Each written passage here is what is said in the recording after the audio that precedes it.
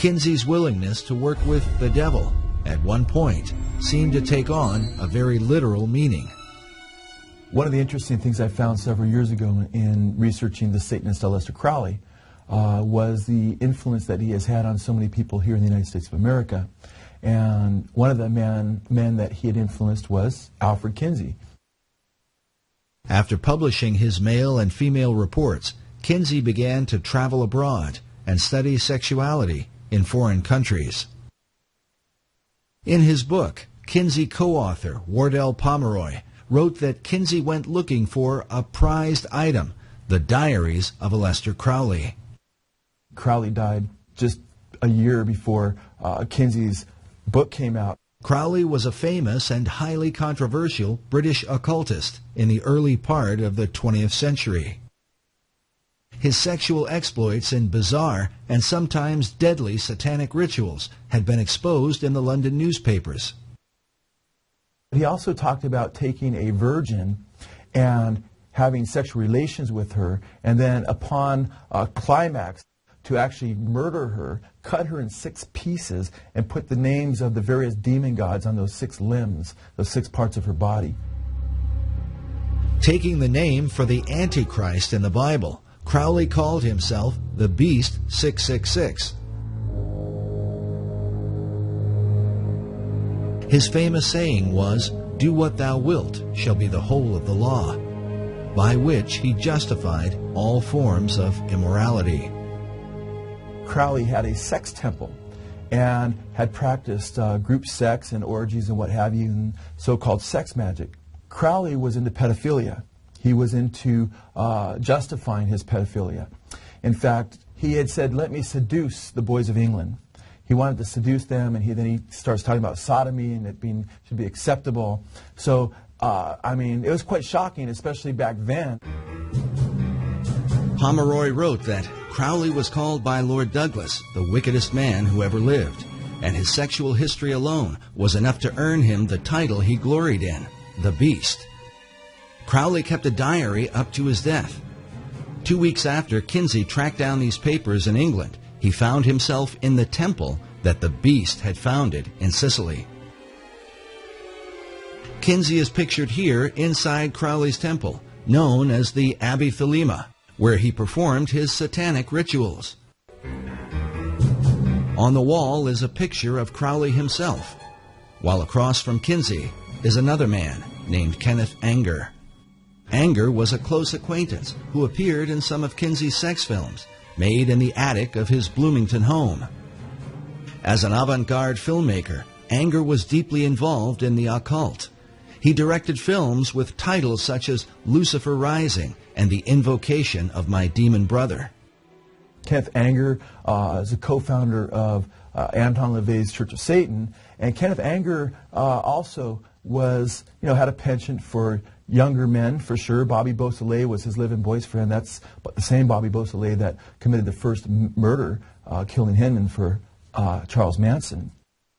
That was his live-in boyfriend. He played Lucifer in one of his occult movies that extolled the virtues of Aleister Crowley's magic and what have you. In this image from one of Anger's films, we see Bobby Beausoleil, who would later become one of Charles Manson's killers. He's standing next to a doorway with Crowley's maxim, "Do what thou wilt," painted on the door.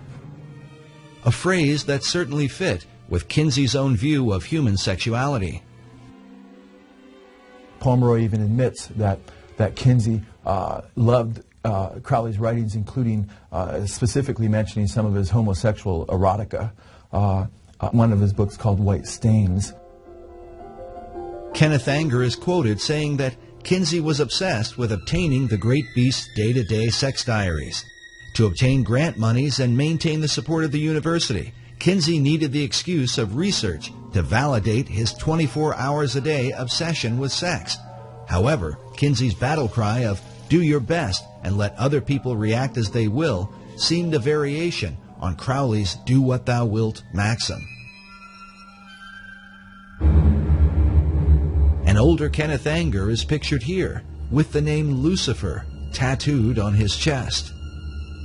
So important was Anger's relationship with Kinsey that to this day, the Kinsey Institute Library features a Kenneth Anger collection with an archive of Anger's films as well as the correspondence between him and Alfred Kinsey.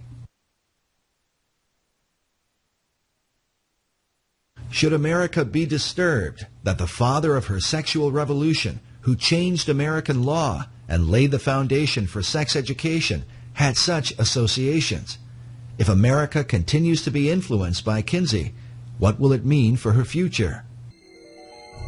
What Kinsey discovered at Crowley's mysterious abbey might provide a clue. Pomeroy writes that Crowley's curious magnetism drew people from all over the world, who came and became his sexual slaves. Some of these women left their husbands to enter the temple. They held group orgies as part of their ritual and included in them the small children the women had brought. He further reveals that inside the abbey, Kinsey found paintings, life-sized representations of sexual activity, including children. Some have considered the possibility that Aleister Crowley was another of Kinsey's pedophiles who kept his diaries as part of Kinsey's sex research.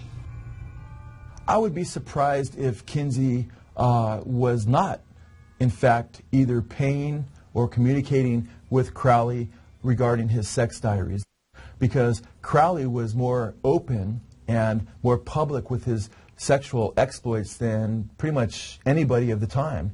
He was known as the wickedest man on the earth long before Kinsey would have gone to him. He was far more accessible than, say, a Nazi officer in Germany to Kinsey, and as ugly as Crowley was to so many people, he wasn't nearly as known, or there wasn't the reputation that there was with the Nazis. And at the same time, Crowley could have used the money in the 1940s. He had, he wasn't as rich as he was. He had spent a lot of his money, so he would have been more open to that. And then to see that Kinsey was actually reading Crowley's stuff, we know that from Pomeroy. And it would be hard to believe that he wasn't already working with Crowley and encouraging Crowley to continue on with his sexual exploits. One way or another, the net effect is the same. Kinsey was fostering much of the same revolution that Crowley had begun over in England, and was helping continue what Crowley hoped would take place in the United States of America.